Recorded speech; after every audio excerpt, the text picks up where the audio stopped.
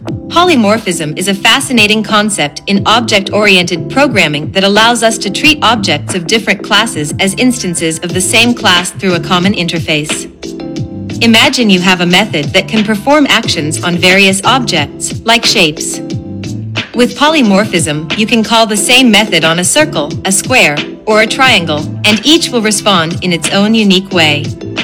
This is achieved through method overriding, where a subclass provides a specific implementation of a method already defined in its superclass.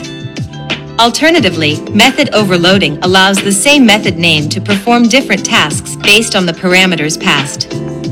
This flexibility is what makes polymorphism so powerful. It enables systems to be more adaptable and maintainable. You can add new classes with minimal changes to existing code, enhancing reusability and reducing redundancy. In essence, polymorphism is the key to writing cleaner, more efficient code that can evolve alongside your application.